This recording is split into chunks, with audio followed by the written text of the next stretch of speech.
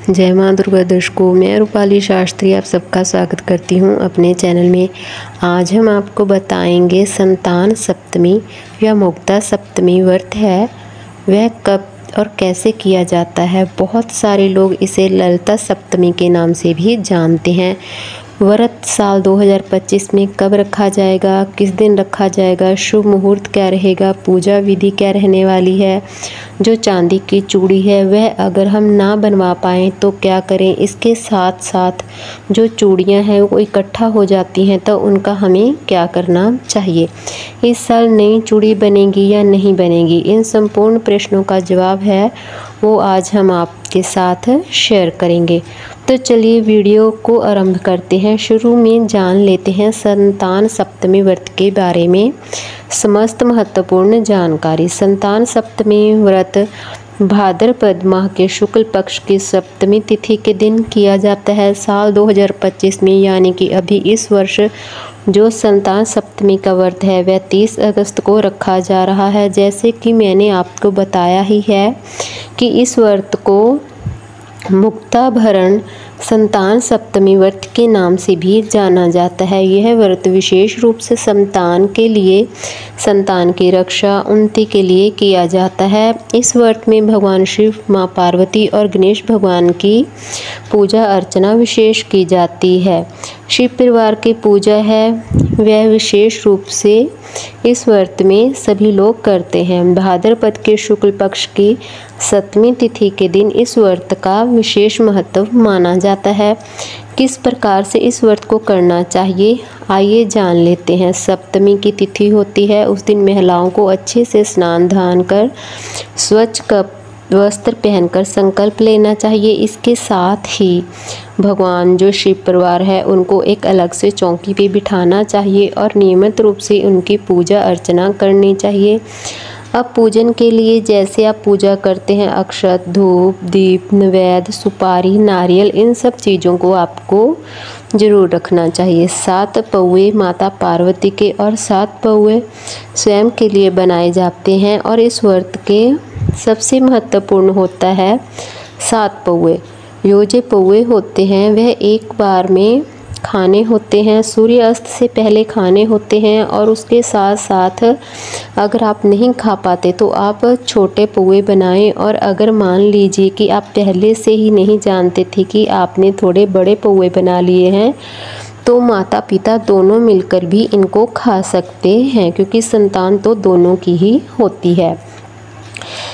इसके साथ ही आप बहुत सारी समस्याएं आ जाती हैं, ऐसे में आप यह पोए गाय माता को भी खिला सकती हैं।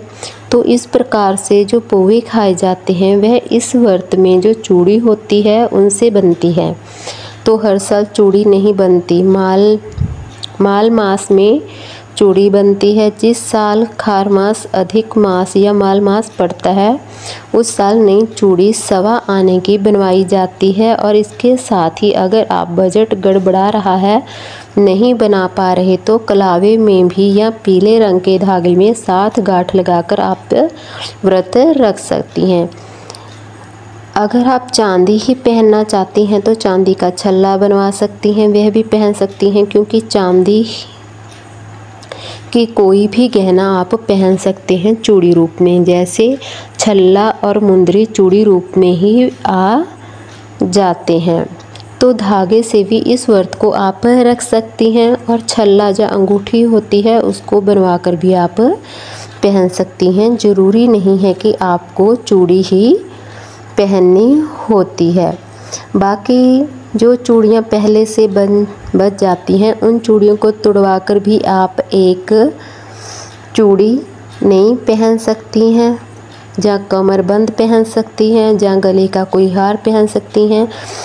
कहने का तात्पर्य ये है कि इस व्रत में आप चांदी का कोई भी गहना पहन सकती हैं। जिन माताओं बहनों के पास पुत्र रूप धन है उनको यह संतान सप्तमी का व्रत जरूर करना चाहिए। संतान सप्तमी का जो व्रत है किस प्रकार से उठाया जाता है, मान लीजिए अगर आपके पास पुत्र रत्न नहीं है, आपके पास पुत्रियां हैं और पुत्र की कामना को लेकर आप इस व्रत को करना चाहती हैं तो कैसे करें। जब शिव परिवार की पूजा करें, जब माँ पार्वती की पूजन करें, जो कि शिव परिवार की ही आप पूरे की पूजा कर रहे हैं प्रथम रूप में, तब आप माँ पार्वती को प्रसन्न कर लें तो महादेव अपने आप प्रसन्न हो जाएंगे। माँ पार्वती से कहिए कि हे माँ, आप हमें पुत्र प्राप्ति का वरदान आशीर्वाद दीजिए, जिससे हमारे घर में पुत्र आ सके, यानी कि हम आपके जैसे ही बन जाएं। ऐसा मानते हुए आप एक धागा रखिए और उसमें आप 7 गांठ लगाएं और बांध लीजिए। अगर आपके पास चांदी की चूड़ी है तो आप चांदी की चूड़ी पहन सकती हैं, अगर आपके पास छल्ला है तो आप छल्ला भी पहन सकते हैं। ऐसे ही प्रार्थना करते हुए आप माँ पार्वती से आशीर्वाद पा सकते हैं, क्योंकि माँ पार्वती ही है जो भगवान शिव को प्रसन्न कर उनसे आपको आशीर्वाद दिला सकती हैं।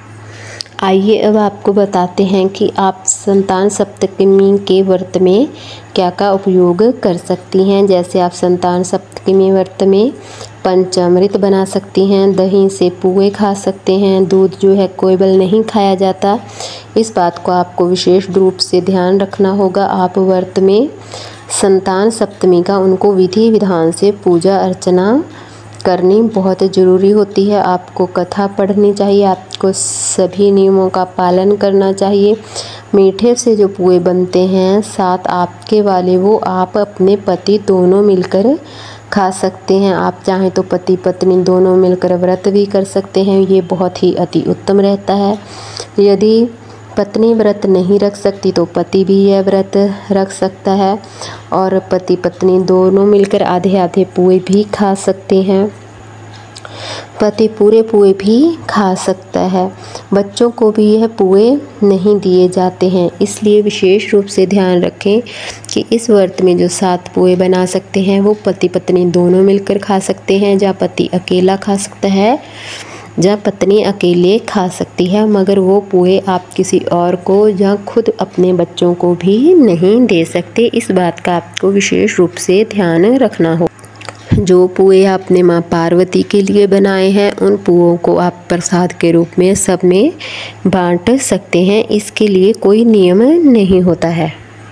जैसे संतान सप्तमी की पूजा है वो सुबह सुबह नहीं होती है, पूजा बीच के समय में होती है, यानी 10 या 11 बजे में यह पूजा स्टार्ट होती है। 1-2 घंटे पूजा में आराम लग जाते हैं, क्योंकि चूड़ी है वो तपानी होती है और आगे में आपको दिखाएंगे कि इस वर्ष में चूड़ी है वो नहीं बनवा सकते हैं, या नहीं आपके परिवार में किसी बच्चे का जन्म हुआ है, जहाँ किसी का विवाह हुआ है, आपको जो चूड़ी है वो बनवानी ही होती है। भले ही मतलब हर साल आपके यहाँ शादी विवाह हो रहे हैं तो आप हर साल बनवा सकती हैं। आप यहाँ बच्चे का जन्म हुआ है बनवा सकती हैं, खर मास मनमास अधिक मास में बनवा सकती हैं। नहीं बनवा पा रही तो धागे से भी व्रत को किया जा सकता है। बहुत भ्रम ना पालें। और सबसे बड़ी बात है, जो व्रत है वो आपको ज़रूर करना चाहिए। यदि आप व्रत करती हैं, पूजा करती हैं, महादेव को प्रसन्न करती हैं, बाबा भोलेनाथ को प्रसन्न करती हैं, तो समस्त मनोकामनाओं को पूर्ण कर देते हैं। आपके संतान और पुत्र की प्राप्ति है वह ज़रूर आपको करवाते हैं। तो ध्यान रखें कि संतान सप्तमी का जो व्रत है 30 तारीख को है, 30 तारीख को ही रखा जाएगा। 30 अगस्त को जो वह है दिन शनिवार पड़ रहा है, तो आप लोग अच्छे से जो है वो व्रत ज़रूर कीजिए। आपको हमारी जानकारी कैसी लगी हमें कमेंट कर ज़रूर बताएं। जिन लोगों ने अभी तक हमारा चैनल सब्सक्राइब नहीं किया कृपया वो चैनल को सब्सक्राइब करें, लाइक करें, कमेंट करें और शेयर भी ज़रूर कर लें। जय माँ दुर्गा।